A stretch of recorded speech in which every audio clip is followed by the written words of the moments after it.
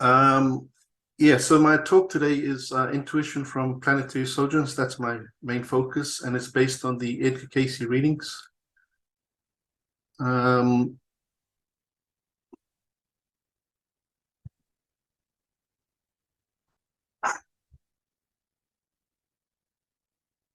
Yeah, so what I've done is I've divided into 7 parts: soul birth and physical birth, and then the main one is intuition from Planetary Sojourns. And then I'll also go to other topics like Christ as a spiritual ideal, fruits of the spirit, meditation, a search for God, and Revelation 1 to 11, just in summary form. Yeah, so my talk is probably from the readings, maybe 98% readings. And what I've done, because I just sort of weave it all together, and hopefully you could sort of make sense of it, or just pick up some nuggets from any of the slides and apply it, or any resources that I provide. So this is my YouTube channel that I published the first one in June 26, 2014. So it has about 3,400 subscribers, or people that have sort of interested in any of the reading. I've put on 725 videos so far. So I recommend anybody that's into EDGAR CAYCE to publish and share information, because if you help one person, and this is important information, then you've done well-deserved service to someone in this lifetime. So I always encourage everybody to share, just like I did, and you just keep building. So it's a win-win. I benefit, and whoever watches it or reads or could benefit as well. This thing here, I just found this. I found this about 20 minutes ago, so I just put it on straight away. And it's a book. It's a ARE EDGAR CAYCE book, Medical Intuition, and it's from Chapter 2, Intuition as the Foundation of Creativity, Science, and Health. And Buck Charlson, Buck Charlson says that intuition is an innate capability specific for each individual, serving as a guide, counselor, and informer. Intuition is an abstract quality of mind programmed with a higher level of consciousness. Intuition is a segment of a universal mind from which all knowing and physical manifestation are desired. Each and all of our bodily cells and systems respond to this direction. Our body possesses an intelligence we use intuitively, and this may be expanded if we sense and believe in it. Training for this capability is needed, just as is necessary for all exercises. So I just picked up like that 10 minutes ago when we were having our break, and I just pasted it on it, and I thought it was useful. So I think the unseen forces were at work somewhere, so I thought that was quite handy. So back to my talk. My first one is soul birth and physical birth. So there is a time difference between physical birth and soul birth. So this EDGAR CAYCE reading says the period of the birth and the period of the entity or soul birth is not always the same. So what was the exact time of my soul birth and hours difference, if we would measure time by such, between the physical and the soul or spiritual birth? Another reading, please give the hour of birth, coming in the early afternoon or just after the forenoon, while the spiritual entrance was in the late evening. So there's a time difference there. So please give the hour of my physical birth. The physical birth and spiritual birth here were different, as we find 8:05 was the physical birth, and the soul birth, 6 hours different. Not to the moment, but in general, so 6 hours later. And just some more readings. Give the exact minute of my birth, the physical or the spiritual. So EDGAR CAYCE was asking. For here we find there is a variation, and the actual physical birth we find near the noon hour. and the spiritual birth in the evening.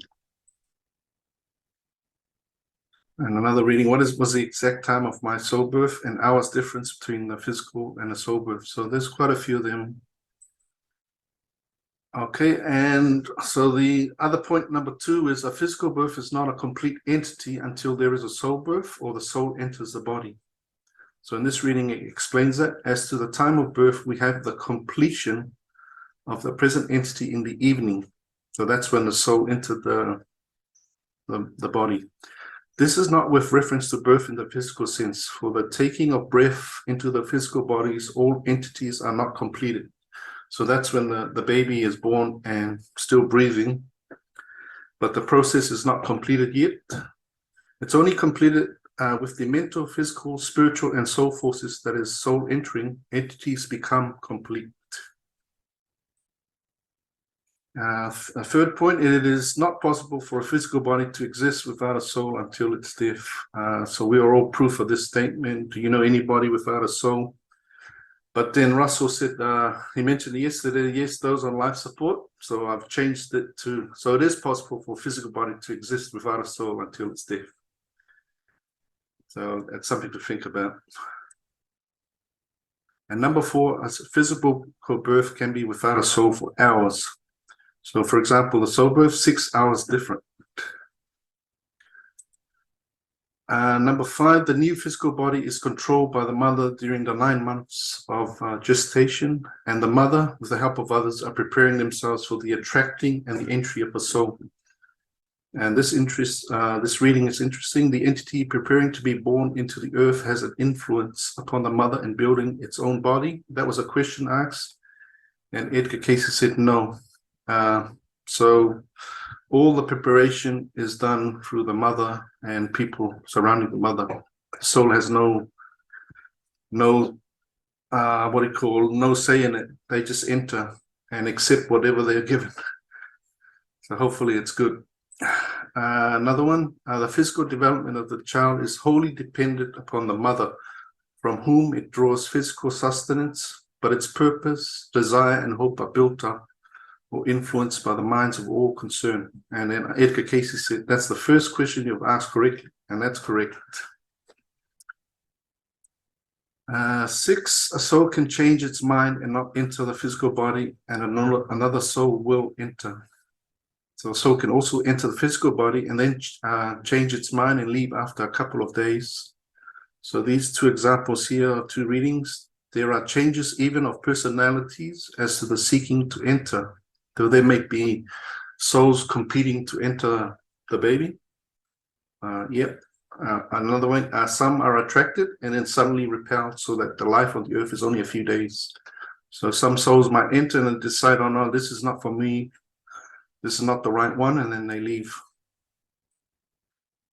So when the soul enters the physical body, it brings with it memories of past lives and innate urges from planetary sojourns. So that was, and if you study the EDGAR CAYCE life readings, which I did, you'll find all that information there, where the soul enters the body with so much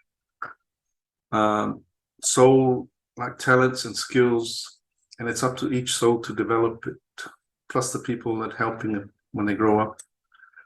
So number 8, the soul can operate at a higher self level or at the lower self or ego level. So the goal for all of us is to recognize that we are sons and daughters of God. So we should be operating at this higher level, at the soul level. And the lower level of operating on earth is being selfish, just eating, drinking, so living like a beast. So we should avoid living like a beast. I think one of the EDGAR CAYCE readings did mention the word beast, and we don't want to live that type of living on earth. And number 9, the soul or spiritual body is where the spiritual centers are found, and the physical body contains the endocrine system, but they work in partnership using the mental body. So there's a connection there, but they are different. So there's a difference in the endocrine system and the spiritual centers, but they work in unison. So the relationship between the spiritual body and the physical body is mediated by the mental body. So that's the soul on your right and the physical body, and they work together to become one. So the soul has experienced many births and deaths before, so it knows what it is doing. So have no fear of death. Your soul has done it many times before and knows what to do when that happens. But our physical conscious mind does not agree with that a lot of the time. So that's where the trouble starts. And last one, the soul is super intelligent and has built-in inner guidance system that will make you a success. And this means you and everyone on earth. Highly recommended reading is the circulating file, Soul Birth. It's got a lot of information there. So if you want to research more, just go to that one. Intuition from Planetary Sojourns. And the question I wanted to ask was, is intuition from a school or education, or is it something from outside where the soul enters the earth and you bring it with you? And that's what I wanted to find out. So I went and looked for the readings and I found the answers there, which I'd like to share here. So the EDGAR CAYCE life readings were mainly divided into two main sections. So if you're studying the life readings, there's two main sections in a life reading. The first one is the Planetary Sojourns, which is the astrology and past lives, or the past life analysis, which EDGAR CAYCE does. But those are the two main sections in every life reading. So I've compiled all the life readings and I'm still studying it. It's going to take a lifetime or many lifetimes to study it. But I'll share whatever I find. So our planetary sojourns and past lives combined within us are the two witnesses as given to us in the book of Revelation, verse 11:3. So two witnesses is mentioned in the book of Revelation, and people are still trying to figure out what does that two witnesses means. What does it mean? EDGAR CAYCE gave us the answer. And so Revelation 11:3, it says, and I will give power unto my two witnesses.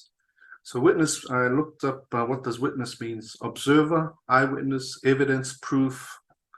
You see what happens, see it happening, have knowledge from experience. And then in the verse 11:7 of the book of Revelation, it says, and when they shall have finished their testimony. So they're doing something there. Testimony means a formal statement or proof of something. So they're revealing to us something. So someone asked in the EDGAR CAYCE readings, EDGAR CAYCE was asked, what is meant by the two witnesses mentioned in Revelation 11:3? And the answer came, yeah, sometimes when EDGAR CAYCE answers something, it's a very, very long, a lot of words and a lot of meanings, and you have to sort of break them up into sections, or that's what I try and do to make sense of it. So I numbered the 1 and 2 to make it more easier to understand. So an individual experience, so this is his answer to the two witnesses. An individual experience in the earth plane is motivated by, one, that which arises from its sojourns in the influences of the consciousness outside of the physical being, or as you would say astrologically, the sojourn in the environments of Venus, Jupiter, Mars, Neptune, Saturn, Uranus, Sun, Moon, and the constellations. So we go even further out there, our souls go. And those effects upon the soul emotionally from the innate forces. So that affects us, our souls. And when we come to Earth, and we're born on Earth, and we have those soul talents. And number 2, and by the emotional effect from sojourns in Earth, that is our past lives. Both of these are witnesses. So these are the two witnesses. So that's why sometimes we try and find answers. What's wrong with me? What's going on? So it's possible that our past lives is the cause of it, what we did in the past life as a soul or entity. But it's not fair on our current, physical consciousness, because it always says, well, I didn't do it. So yet the soul did it. So there's a battle between the two. Sounding of the angels in Revelation. So this, I'm not going to go through the book of Revelation, but I picked out all the lines in each, each verse, and I just put them together. And you can see that there's a process going on here in the book of Revelation, the sounding process, and there's 7 of them which aligns to our spiritual centers. And so I just put that all there. And it's interesting that there's a big gap after the 6th angel is sounded, and then the 11th our seventh angel is sounded, and that's in Revelation chapter 11:15. And so what happens after the seventh is sounded? It says, and there were great voices in heaven saying, the kingdoms of this world are becoming the kingdoms of our Lord and of his Christ, and he shall reign forever and ever. So I guess that's the goal, for the Christ to reign in our body, or the Christ consciousness. So there was a question asked about this sounding of the seven spiritual centers. So are we correct in interpreting the sounding of these seven angels as the influence of spiritual development in these other planes or planetary sojourns, becoming active through the vibrating centers of the physical body during the process of purification? And EDGAR CAYCE answered, that's correct. So all these vibrations that we picked up, they're called innate urges from planetary sojourns. They come through our body, and they are sort of like higher vibrations. And sometimes we don't understand what's going on, but they influence us. But the will is the one that controls it. If we let it, if we don't have a will, then maybe they just come out and happen and we don't know what's going on. Okay, so another question was asked, how may I awaken my astrological experiences in the present to be used to advantage in my service to man? So that was a good way of asking the question to EDGAR CAYCE. And then EDGAR CAYCE answered. So I just sort of broke it up into three sections. Live that in the present that thou understandest, and the next step is given. So I think the physical conscious mind doesn't understand this, but our subconscious and our soul mind understands this and will do whatever. And then all the next step will be given. So we must trust our soul. And the second part is as you meditate. So we must meditate as you open yourself, the way is shown. So meditation is the second part of that. And it is self of the Christ that meets thee in the temple of the living God, where you would indeed worship as one with him, and you will have the promise. I will bring to thy remembrance all that thou needest from the foundations of the world. So that's the Christ promising us that he will do whatever to help us in our journey on earth. That's if we put our trust in him. So I guess that's what a search for God is all about. And by working with the Christ within, we develop and become awakened. Christ consciousness awakened and aware of what we've done in the past and what our soul done. So I'm just going to give out some readings that I found that explained clearly that our intuition is from planetary sojourns. So those influences from the astrological aspects or the sojourns of the entity in the planes about the earth, as you call the planets, are to the innate or the intuitive forces of the entity. So influences from sojourns in other planets are brought to earth by a soul as intuition. That's my sort of take of it. Another one, the astrological aspects come in the mental emotions, or they arise as intuitive urges in the experience of an entity. And it goes on to list the planets, and these making for very definite intuitive urges to the entity through the emotions. So they go through our body and affects us mentally through our emotions. So the planetary sojourns are the reason why we have intuitive urges within us. Yeah, so there's a lot of examples here, so I'm just not going to read all of them, but when we paste this video, maybe if you have time to read them, you can read them one by one, because there's quite a few of them. But planetary sojourns give us the ability to express intuitively out of the hidden forces. Okay. Yeah, because my talk is, there's a few more other things that I need to share, so I'm just going to skip some of these. But it's saying the same thing. Our planetary sojourns give us the ability to respond intuitively from within.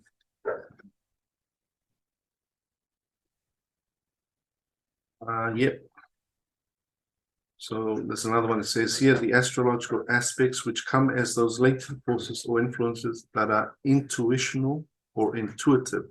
So it's clearly saying souls that are born on earth with intuition, you know, they're born with, it is for the soul to express and for its advantage. So I put here meditation and intuition. So in order to, you know, dig into all this and get the intuition or know more about it, we need to do meditation. So I'll just read this one out. The astrological aspects become the innate influences or forces in the experience. These arise as urges and may be met through the application of will or by the choice of the entity in respect to what is set in itself as the ideal. So the ideal and the will is working at that soul level, making such choices or such determinations within self. These arise from the mental or the deeper meditations. So there's meditation involved to know about yourself at the soul level. And there's some more answers here. The entity will find that its own intuitive forces should be the more often the controlling influence in its activity. So allow your intuition to take over. That arise through the entity's own meditation, the entity's own concentration upon plans or ideals, whether in relation to its own activities or those of others. So that's why meditation is important. The astrological influence are upon the mental or the intuitive forces, which are developed in this entity to a great degree, as will be indicated.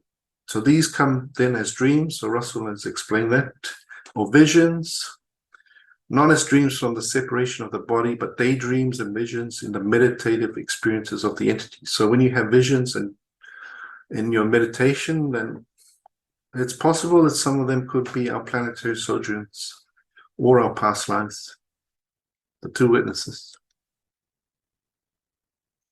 So another one, there are great intuitive influences and forces as related to the mental and spiritual influences about the body in the very act of the creative forces. If the body will then listen off to that within, so meditation, the directions may be more in keeping with that which will be satisfying or gratifying and constructive in the experience.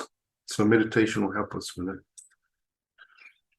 Just picked out some of the planets, like for example, Planetary Sojourn in Saturn. Edgar Cayce, the life readings there's so much information there, and yeah, I'll just pick up one for each planet. In the Saturn forces will find great changes coming into the experience, and there are the needs for the direction as to the intents. As to those conditions, there may be as pronouncements of the entity from one period to another. As seen, it is inclined to be a part of the entity's experience, that it announces that it will do so and so, and when it is at such and such a place, then such and such other things may be accomplished.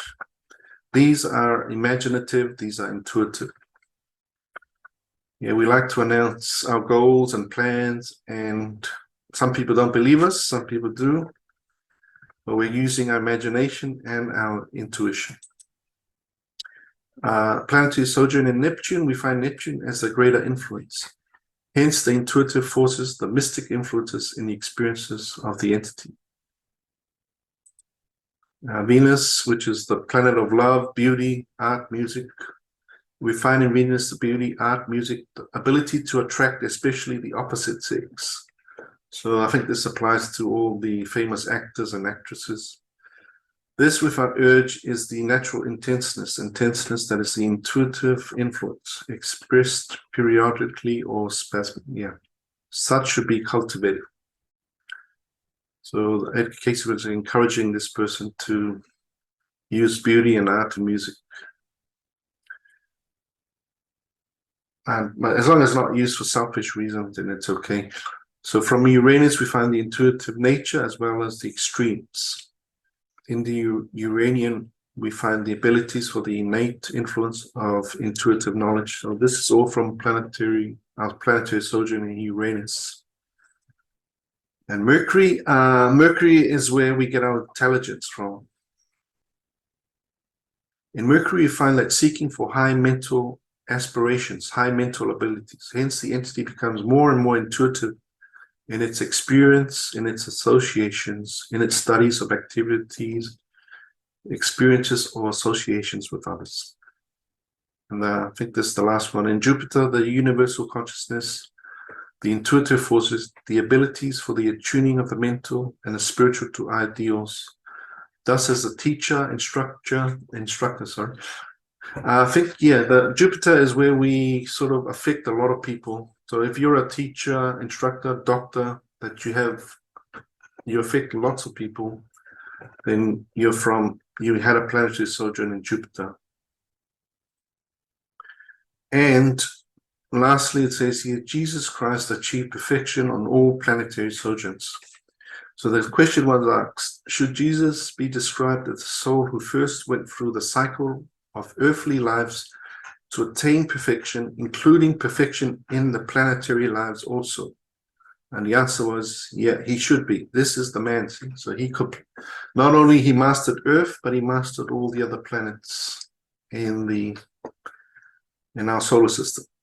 So that's why we follow him, or that's why I follow him. He's my master. Anyway, there's books about planetary sojourns. Not many at the moment. Most of the books focus on our past lives, and so I think in the future there'll be more books about our planetary sojourns. But if what's his name, Elon Musk has his ways, he wants to send bodies up to these planets, which is not a good idea. Our souls do that, so he's wasting time and money and energy. Yeah, this book is a good book if you ever want to research more about the EDGAR CAYCE approach to astrology. This is just, I just copied that from the back of the book.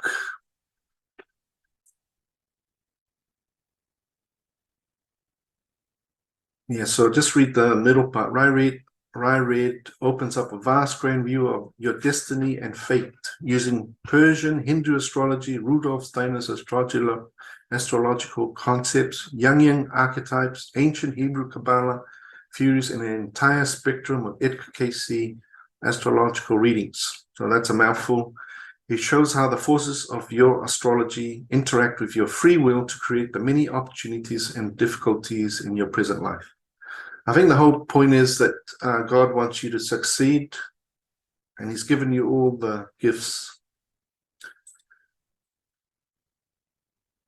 So the Christ as the spiritual ideal, and so we've done the two witnesses, our past lives and our planetary sojourns, and I think knowing that Jesus Christ has mastered all the planets, so that's why I use him as my spiritual ideal, and then we'll go over the 12 patterns of the Christ that we can see on earth or recognize. So each soul should ever seek and be directed to be under the protection of the Christ consciousness in its seeking for information or for guidance in seeking for saying, and ever be surrounded by that consciousness, that Christ consciousness. So the abiding Christ consciousness is ever the activity through which self-development, self-understanding, self-application must come. Be aware then of the Christ consciousness dwelling with thee always. So it's within us. I mean, it's there. We just have to tap into it and use it. You are made strong in body and mind and soul and purpose by that power in Christ. The power then is in the Christ. The pattern is in Jesus. The Christ consciousness is a universal consciousness of the Father Spirit. That's the Holy Spirit. The Jesus consciousness is that man builds as body worship. In the Christ consciousness, there is the oneness of self, self's desires, self's abilities, made in that one with the forces that may bring to pass that which is sought by an individual entity or soul. So in saying this, that we work together with God, all these forces within us and the forces without, we can succeed in anything we can do or set our mind to. So as there is raised in self more and more the Christ consciousness, does one become free indeed, and free gives that awakening that comes with the realization of the ideal as set awakening more and more in the hearts, the minds, the souls of others. So this is a 2:6-2:11 reading, which is a search for God reading, and that's what the search for God is all about, awakening the Christ consciousness within. As ye show forth that you have gained by the knowledge of the indwelling of the Christ consciousness in self to others, so will the harvest be. And if you notice here, the 2:5-4:60 reading, that's the work reading. So the Search for God study group tied in with the work of the EDGAR CAYCE, the ARE, and that's sort of working together. And whatever the harvest It depends on how you use the Christ in your work.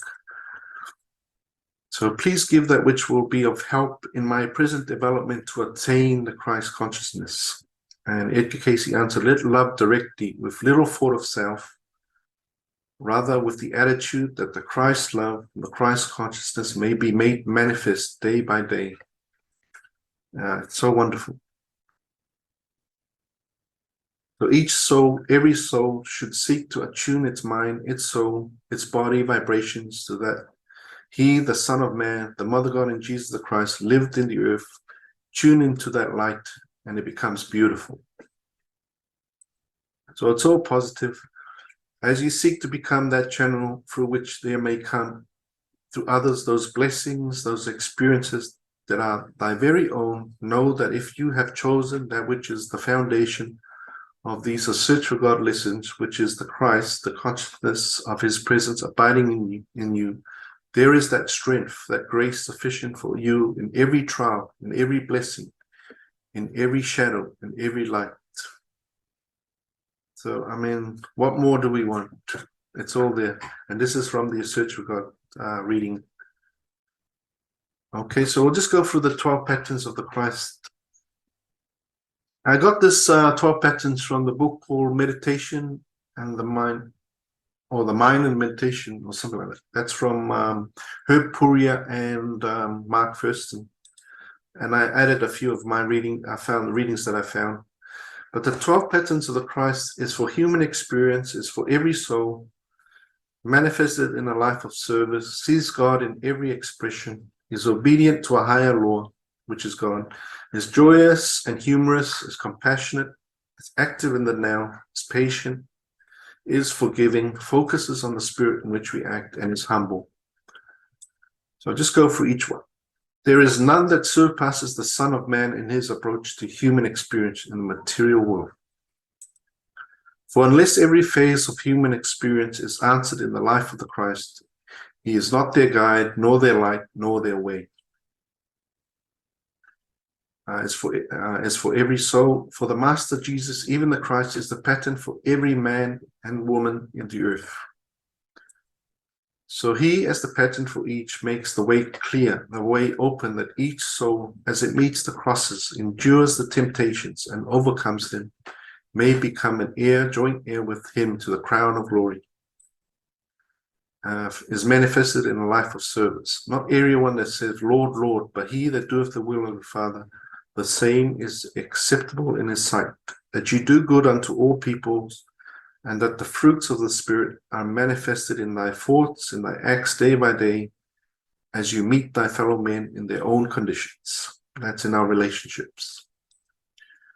You approach more and more to the very throne of grace, you will find thyself leaning upon the arms of some to whom you have shown those fruits of the Spirit, or someone that you've helped, to someone you have comforted in trial, to someone whom you have fed, whether in the fruits of the Spirit or in the needs of the body or the heart.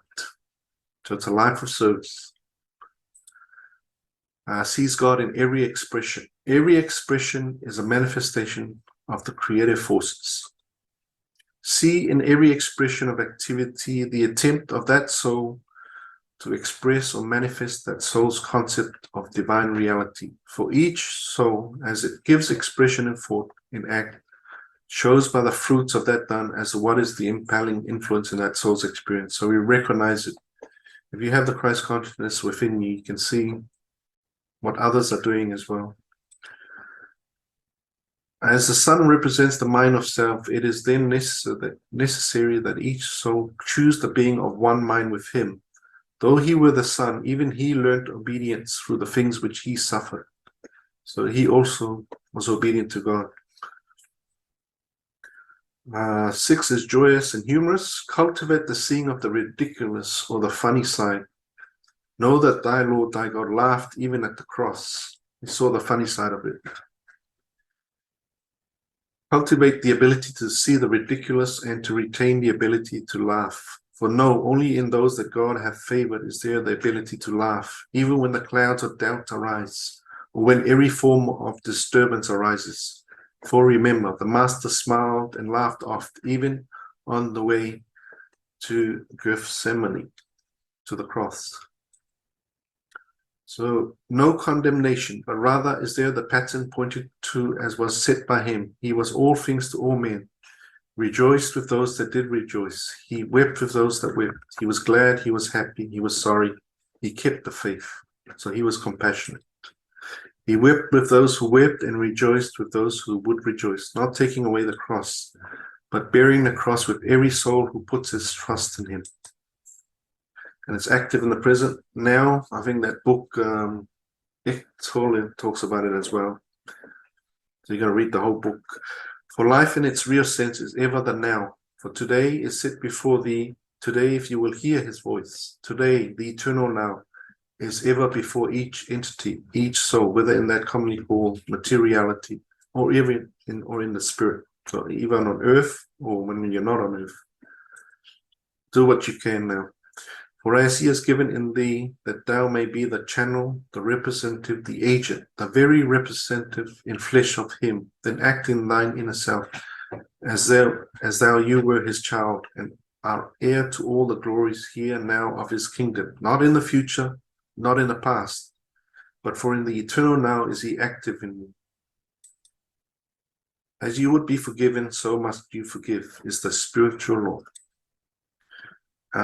In patience, you may become aware of or awaken to thy soul.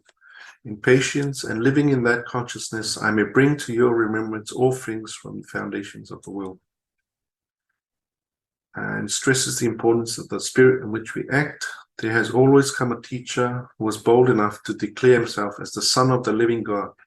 He set no rules of appetite. He set no rules of ethics other than as you would that men should do to you, do even so to them. And know, even as much you do it unto the least of these, thy brethren, you do it unto thy Maker. And humility.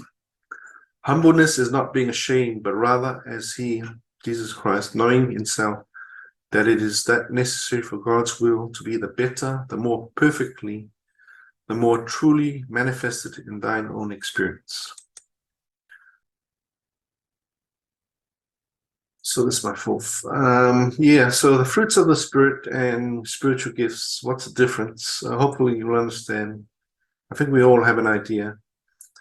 I think the fruits of the Spirit is our actions, and the spiritual gifts are the soul talents that are given to us, or we earn them from our work. I got this from the book Meditation, The Light from Within. This is an interesting way that Harry Glover saw it. He sort of, this is from Minor Fruits of the Spirit from Meditation. And so if you can, if you do meditation, these are the benefits. So I'm not going to read them all out, but it's quite interesting. I want to be a master meditator, so this is a lot of things that I can work on and achieve. So that's the minor fruits of the Spirit from meditation. And then there's the major fruits. So enhance prayer activity. So the more prayer, the more power. And you strengthen your willpower and help in manifesting the fruits of the Spirit of the Christ. A new sense of oneness with God and all living things, change attitudes toward life and becoming a more powerful, useful channel. And that's the main. But this was an interesting question here. Asks, what should I do to develop myself to receive those spiritual gifts, maybe psychic gifts, God has in store for me? And the answer came, study day by day to show self-approved unto God through the applications in the daily associations with man, the fruits of the Spirit.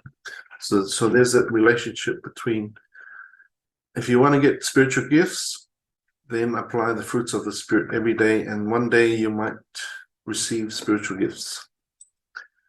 So humble thyself before him. Let meekness, let long suffering, let gentleness and kindness, let those things that bring forth fruits of the Spirit guide thee. Thou art his, and he is thine. Wilt thou but claim him as thy guide?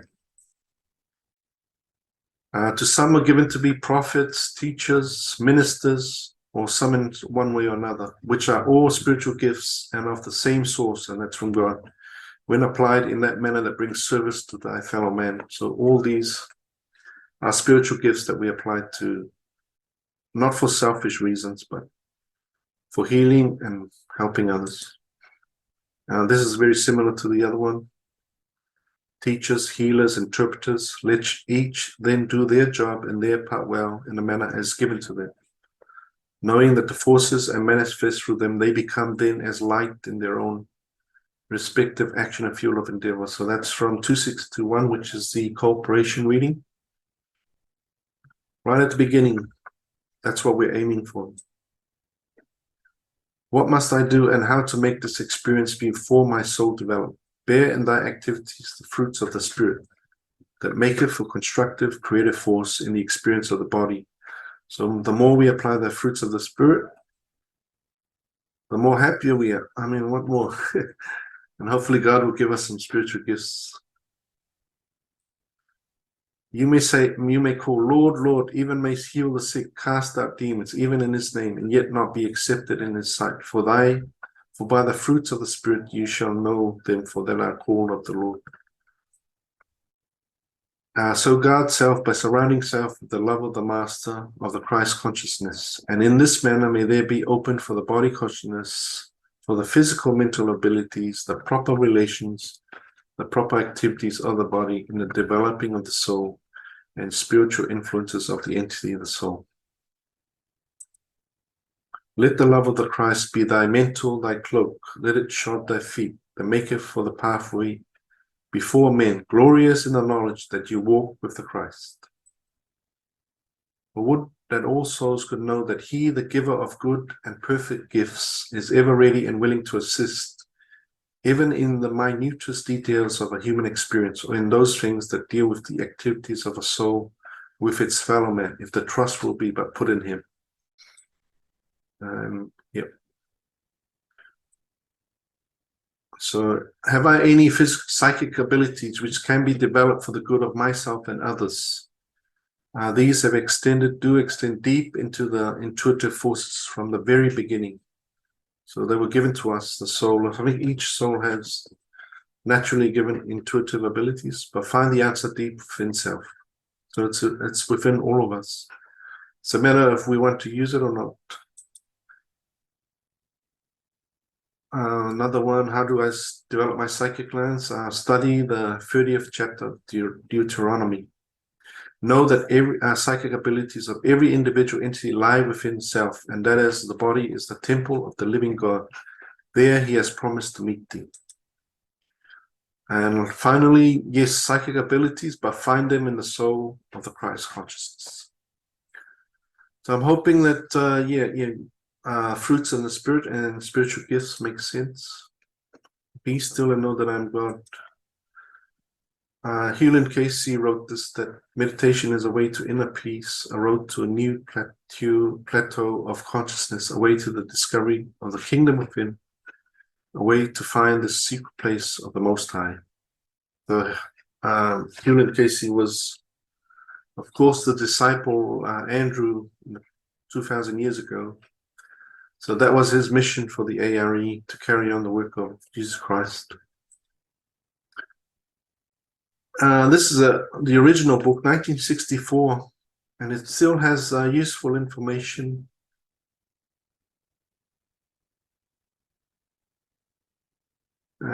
This was an interesting reading. What is the significance of the flashes and forms which I frequently see in my meditation?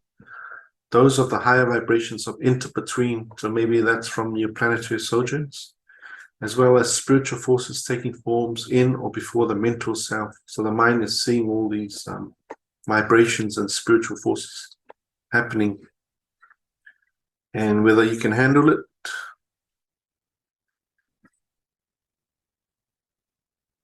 So I'm just going to skip this. This is another good book. Step Beyond. Written in 1973, so Hewlin Casey was the editor here. I like this book. It's probably one of my favorites. This one, and there's another one which I'll mention later. It's very Christ-centered. It aligns with the search for God and the healing group. He, the way, the life, the truth, came into life in materiality, that we, through him, might have the advocate with the Father, and thus in him find the answer to every problem in material experience. So you know that the answer to every problem, to every question, is within self. For there, as he has given, he has promised to meet with me. That's the Christ within. So I'm just going to skip. But it says here that everything that we need is within us, and the Christ within each individual will help.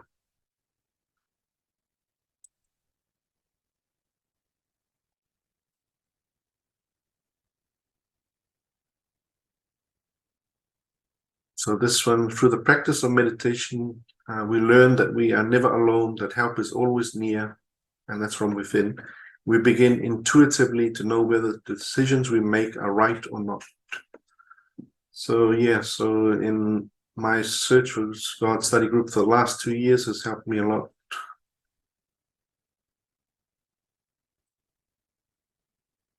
So I'm just going to skip this meditation. I think we all know this. But what was interesting is that what I found interesting here was the tuning of the mind and the body to its spiritual source. There's a two. So it's subservient to the spiritual.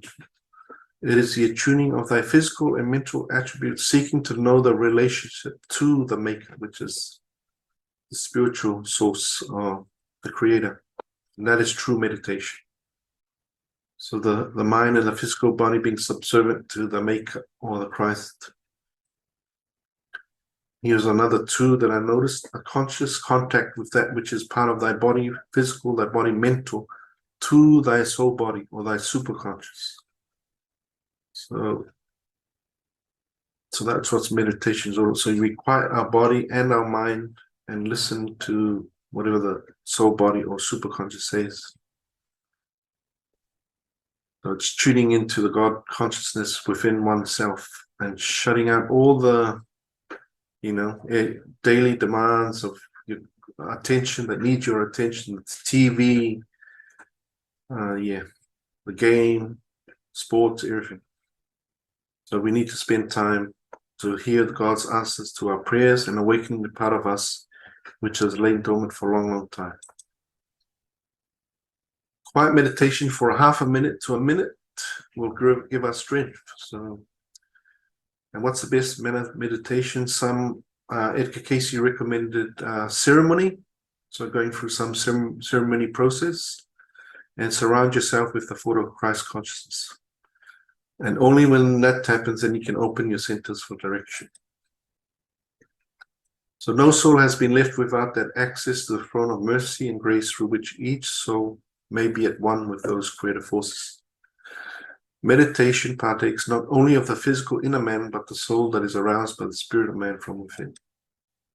So where is the meeting place with thy maker? In the Holy of Holies, in thine own self. Raise the Christ consciousness within to thine own judgment. So I think the Holy of Holies is the pineal gland, if you're talking about the body, or the sixth chakra, just right at the head area, including the pituitary as well. So right on the throne is the Holy of Holies in your head. So that's the meditation, the light from within. There's another good book. It's surprising that the ARE didn't release many meditation books, considering that it's a very important topic.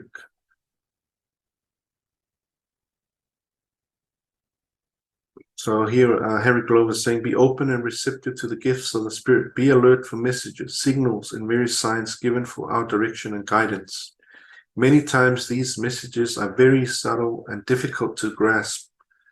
But here is where daily meditation becomes a valuable tool that helps us to gain an awareness of these signals, the voice within, the very quiet voice. Another good book by Mark Thurston. It's a very small booklet, but it sort of summarizes everything.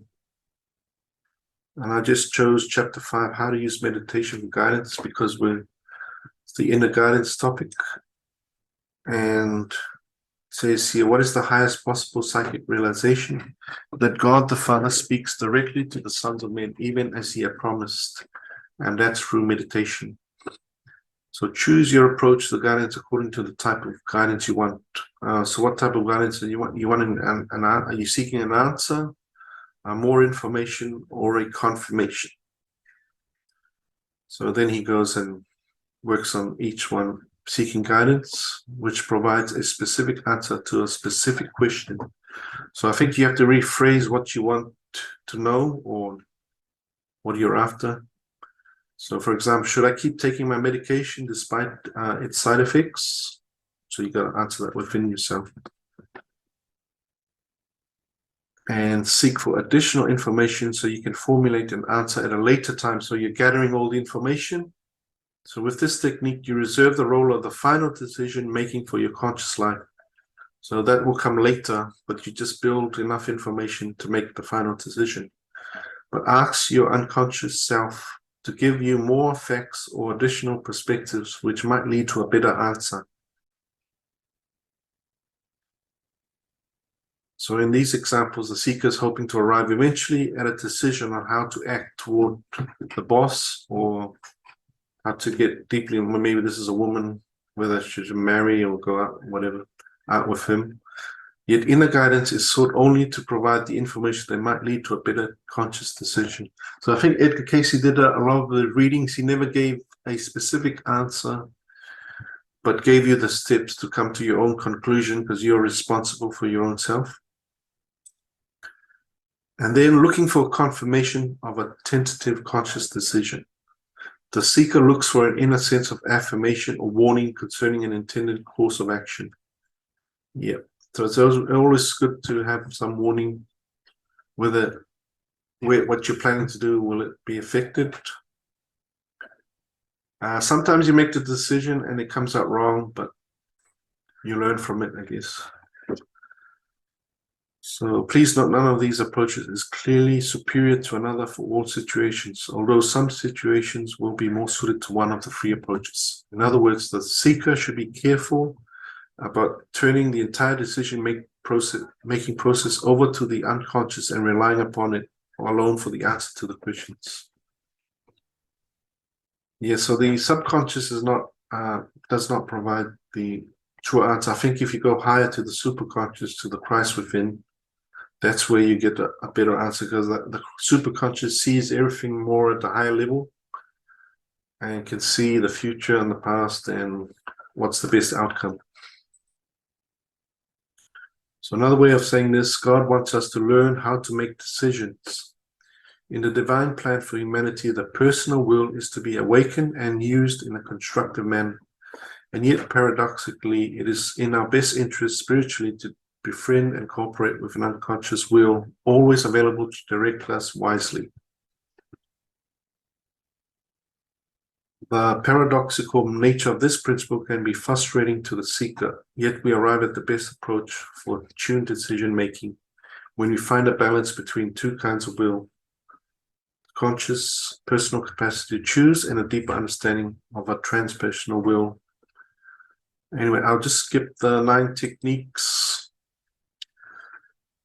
because just worry about the time.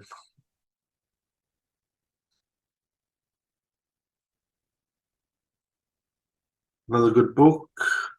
That's probably the best book. I was tossing between this book and the meditation, The Step Beyond, but I think this is probably my highly best to recommend because it's got so much information.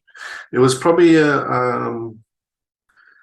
it was based on all the courses they had at the ARE, and this book sort of put them all together. Richard Peterson put it all together, and I'm just surprised that the ARE is still not using this book as for courses on meditation, because it's packed with so much information.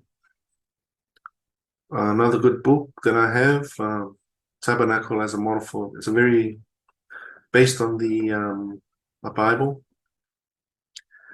And I asked Samuel Duncy to do a presentation, and he did a 1-hour presentation on my YouTube channel, and It's there and it's got 220 views. 9 people like it. So if instead of you reading that book, you could watch the video that I've got on my YouTube channel. And John Van Auken has 2 books on meditation. I have both of them. This one it has a lot of information from other sources as well. So for a CAYCE person, but it's good for someone who likes, you know, everything. And here's another one here, which is a very interesting one, which is Passage in Consciousness. Okay, that's the books that I recommend. Those are all the books that I know of that are it's to do with meditation from the ARE. Been in the Search for God study group for 2 years, and what is it all about? So to me, I've sort of come to the conclusion. So the main goal of a Search for God lessons is for each individual to develop the mind of the Christ or Christ consciousness, or to awaken the Christ consciousness within each soul. That's my conclusion. I've realized that after so many years of doing EDGAR CAYCE research and reading a Search for God and joining the Search for God study group, that was the mission, to awaken the Christ consciousness within each individual. And imagine if the whole world was, you know, each person awaken the Christ consciousness. This will be a beautiful world to live in. Even in the first, someone asked EDGAR CAYCE, how can we have the mind of Christ? As we open our hearts, our minds, our souls, that we may be channel of blessing to others, so we have the mind of the Christ. Very simple. Be a channel of blessing to someone. Know thyself by comparing each thought and activity with the standard of the Christ. Stamped on every soul is the image of the Christ consciousness, which was given by God and only needs to be awakened by our wills in application. How can I increase my faith? Continuing to lose self in the thought of Him who is able to make the tiny seed bring forth the great tree. And that's a promise. And through what source may I gain a greater understanding? Through prayer and meditation in Him, for He is the way, He is the understanding. Fellowship is the promise of the Father through the Son. Seek to know His face, be kind and gentle, compassionate and loving to thy fellow man. In patience you possess the knowledge of your soul. And the Christ Spirit is the door, the truth, the way, not the man. The door is through the life, the spirit of the life, not the man, but the spirit as manifest in Christ consciousness in the material world. And all power, all force emanates from Him. He, the Lord thy God, is one. All power emanates from Him. What would you, as an activating force for manifesting that power in the earth, do respecting same? And what I found interesting in this Healing Through Meditation and Prayer book, I'm not going to go over it, but what I found interesting that each lesson had sort of like a spiritual gift that's working on it. For example, this one, all of life opening up to us, being aware of the oneness. And then if you look at Know Thyself, there's the hunches and impressions. So you become good at that. You start to be aware of your hunches and impressions. And then if you go to ideals, it talks about the auras or vibrations. You start to be sensitive to other people's vibrations or auras. So I sort of picked that up. I said, okay, so, but how come I don't know how to read the aura and all that? Maybe I'm not studying hard enough. I'm doing something wrong. Faith, this is the inner spiritual knowledge of the creative forces of the universe. We become quickened and lifted up, knowing in truth. So that's the faith that we're trying to build up. Virtue and understanding is the integrity and creativity, which each soul tries to develop. Even in fellowship, it says here, out of the body experiences. So as our awareness of this unity between the soul and Christ grows, we move in consciousness to the point where we may have out of the body experiences. And patience, it is through patience that the future becomes the present, and we have access to many precognitive experiences. So I recognize that all these gifts of the spirit that we're developing, the open door is retrocognition becomes possible. And in his presence, we prophesy or speak the truth to others in terms that they can hear and receive, and do so with a love and understanding that is far beyond our own wisdom. So we prophesy. So you can tell a person that speaks the truth when you hear the words from them, what they're saying. And crossing the crown, the miracles begin to occur. And the oneness of the divine energy. We recognize this. And the last one is love. Love is that dynamic force which brings into manifestation all things. Love is the healing force, the cleansing force, and the force that blesses all things we touch. I'm not going to try and go into detail. This took me many, many years to try and work out what the revelation is all about, but I'll give you a summary of what so the key word for the text of Revelation 1 to 11 is purification. I think that's what I noticed. Another name for self is spiritualization. Those are the key. That's what Revelation 1 to 11 is all about, purifying ourselves, getting rid of the lower self and allowing the spiritual self to take over. So the key word here is all you need to know is purification or spiritualization. It's necessary because we are dealing with holy influences. And we try and get the ego and personality worked with or subservient to the higher self or individuality to glorify God. And I'm just going to quickly go over. So if you look at the process here is the 7 spiritual centers, the churches, and that ties in with the our endocrine system. So EDGAR CAYCE says here, as the churches are named, they are as the forces that are known as the centers. They must be spiritualized. See the word spiritualized? By the will of the individual, or purified, made one in the very activities and material world. Then you do a self-analysis, then seek to know what self is lacking, even as given in the first 4 chapters. What is lacking in self? Are you cold? So you do a self-analysis and you try and improve. Then the second part of from Revelation 1 to 11 is opening of the spiritual centers, and that's through meditation and prayer. And that's still part of the spiritualization process. And the warning, do not attempt to open any of the centers of the book until self has been tried in the balance of self's own conscious relationship to the creative forces and not found wanting by the spiritual answer in self.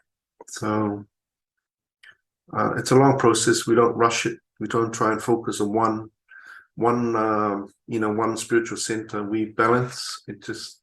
So by applying the fruits of the spirit, and every day we grow spiritually, and slowly the spiritual centers will open. And then I've gone through this one before, so I'm not going to repeat it. And the 2 witness, which I've gone through. But some of the books that I highly recommend, and this is important, so I'm not going to skip this. This is the main one that I very highly recommend this book. And it's still the best. Another book that I found very interesting, applies to EDGAR CAYCE, is the book by Joseph Murphy. And I found this a month ago, and if you ever find this book, I can show you where you can find it. It's aligned to the EDGAR CAYCE approach. And John Van Orkins, he divides it into 3 sections, Revelation 1 to 10 or 1 to 11. It's spiritualizing the body, and then spiritualizing the mind. And then part 3, you have a new body, new mind. That's just the whole process. This is probably the best. I like this book. This is my favorite. Kevin Tedeschi wrote this. It's got 3 parts: the life seals, aura charts, and understanding the revelation. And this is his take on it. So if you find this book, yeah, it'll help you. Another book, even what's happening now with the Christian religion, they're starting to, this guy here, Reverend Bill Holton, he does the same thing as well. I've got this book as well, and it aligns with the Edgar Cayce work as well. So if you find this book, it'll help. And this is the Theosophy book, The Revelation of St. John. And it ties in with the Edgar Cayce way of the revelation, revealing the revelation as well. So those are the books that I recommend. That's based on my Christ consciousness. And thank you. Yep, that's all.